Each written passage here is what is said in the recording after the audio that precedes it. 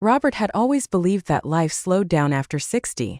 For most of his years he thought the world grew quieter, opportunities faded, and days blended into each other like soft watercolors that never fully dried. But on a warm September morning, as sunlight spilled across the small lakeside town of Brookside Haven, he realized that life could begin again even when the calendar said otherwise. He had retired from his work as a woodworker 5 years earlier, and since then mornings had mostly been long stretches of routine: feed the birds, brew coffee, walk along the lake, then return home to an empty house. The silence had been comforting at first, until it wasn't. Margaret lived on the other side of the lake, in a pale yellow cottage that had stood the test of time much like she had. She was 64, with soft silver hair that framed her gentle face like clouds parting for a quiet moon. After losing her husband 8 years earlier, she had thrown herself into gardening, photography, and occasional visits with her daughter, who lived 2 states away. But even with hobbies scattered across her days, she couldn't quite fill the invisible spaces where companionship once lived. She could laugh, she could smile, but the deeper warmth, the kind that lived inside a home rather than inside a moment, had been missing. One bright afternoon, as golden light rippled across the lake like scattered coins, their paths overlapped. Robert had paused on the old wooden bridge to stretch his back after a long walk. Margaret arrived moments later with her camera swinging lightly at her side. She stopped, noticing him first, not because he looked familiar, but because he wore the same expression she felt brewing inside herself. A mixture of nostalgia and curiosity. Margaret hesitated before stepping forward. "Beautiful day," she said in a gentle tone that carried easily over the water. Robert looked up, surprised to hear another voice besides the chirping of ducks. He smiled, nodding. "It is. The kind that makes the lake look like it's dreaming." She laughed softly, admiring the poetic phrasing. He wasn't trying to be impressive. He simply spoke from the part of himself he rarely shared. She leaned against the railing beside him, watching the shimmering water. They stood there for a few minutes, quietly acknowledging the peace of the moment. Eventually, Robert spoke again, telling her about the herons that visited the lake every morning. Margaret listened with genuine interest, asking questions about the birds, the seasons, and the town's history. As the sun dipped lower, casting long shadows over the water, they exchanged names. And when they walked away from the bridge, neither of them knew that this small encounter would reshape the rhythm of their lives completely. The next morning Robert found himself hoping, though he wouldn't admit it, that he might see her again. He walked a little slower on the path leading to the bridge, glancing toward the route she might take. When he didn't see her right away, he forced his gaze forward, reminding himself that life didn't hand you things just because you wished for them. But then, halfway across the bridge, he spotted her on the opposite end. She waved, and he felt something quiet but undeniable open inside him, like a door he had forgotten existed. Margaret joined him, her camera hanging around her neck. "I hoped I'd run into you," she said with a warm smile. And there it was, confirmation that the feeling wasn't one-sided. They walked together along the lakeshore, talking about everything and nothing: her gardening, his woodworking, their favorite seasons, their childhood memories. It all felt incredibly natural, as if they had been friends for years rather than minutes. When they reached the tiny cafe near the water, Robert asked if she'd like to grab a cup of coffee. She agreed wholeheartedly. Inside the cafe, a cozy place filled with wooden tables and old jazz music humming from hidden speakers, they chose a corner spot overlooking the lake. Margaret ordered chamomile tea while Robert stuck to his usual black coffee. Their conversation drifted effortlessly, and before they knew it, an hour had passed. When they finally parted ways, both of them carried a sense of brightness that lingered long after they went home. Over the following weeks, seeing each other became less of a coincidence and more of a quiet routine that neither of them labeled but both cherished. They met on morning walks, shared afternoon tea, and sometimes sat together on a bench watching boats glide across the water. Small moments built upon each other like stones forming a bridge, steady, purposeful, lasting. One crisp afternoon, when the leaves had begun to turn shades of amber and crimson, Margaret invited Robert to visit a local art exhibit that featured photographs of nature. She had contributed a few pieces herself, though she didn't mention that part. She wanted him to enjoy the experience naturally. Robert eagerly accepted the exhibit. Surrounded by soft lighting and framed images of forests, mountains, and water, they walked slowly through the gallery. Margaret watched him calmly as he paused in front of each photograph, analyzing the details with quiet sincerity.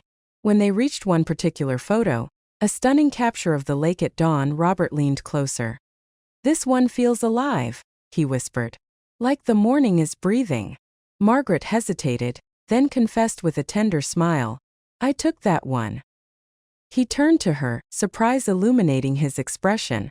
"It's beautiful," he said, and she felt her heart warm in a way she hadn't felt in years. After the exhibit, they wandered into the nearby botanical gardens. The autumn chill encouraged them to walk closer together, and though they didn't hold hands, their shoulders brushed softly now and then. They stopped near a rose-covered archway where sunlight filtered through crimson foliage, casting a delicate glow across her silver hair. Robert admired how peaceful she looked in that moment. She caught him staring and asked with a teasing smile, "What's on your mind?"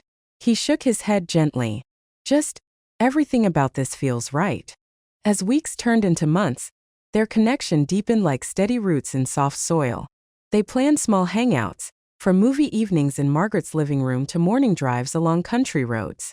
Their time together unfolded like a story written without rush, each chapter tender, slow, and full of meaning. One Saturday morning, Robert invited Margaret to his workshop, a place filled with the scent of cedarwood and memories from a life he once shared with someone else. She admired his handcrafted furniture, running her fingers over polished surfaces and carved patterns. He showed her a small wooden box he had made years ago but never finished. She asked why, and he answered quietly, "I guess I was waiting for the right reason to complete it." She didn't say anything then, but her heart tightened in a soft ache of understanding afterward. They drove to a quiet hill just outside town where the grass swayed in the breeze and the horizon stretched endlessly. They spread out a blanket and shared a simple picnic. Sandwiches, fruit, and 2 thermoses of tea. The wind carried the scent of pine, and sunlight warmed their faces. They talked about growing older, about fears they rarely voiced, and about the people they had loved. There were pauses in their conversation, long, peaceful ones where they simply existed together, breathing the same air and feeling the same comfort. During one of those moments, Robert reached for her hand, weaving his fingers through hers.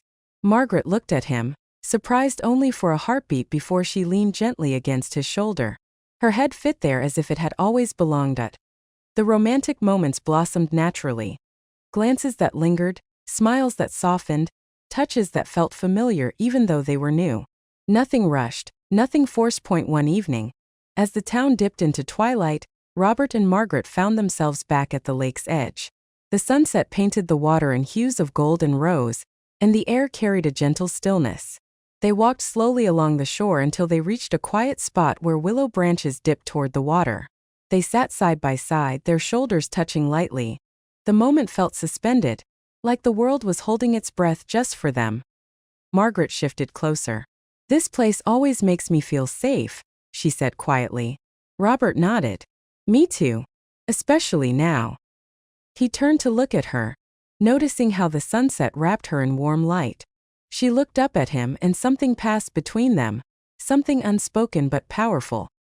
He reached out, brushing a strand of hair gently from her face. She closed her eyes for a brief second, savoring the tenderness of the gesture. When she opened them, he saw a depth of emotion he hadn't expected. She leaned into him, resting her forehead against his cheek.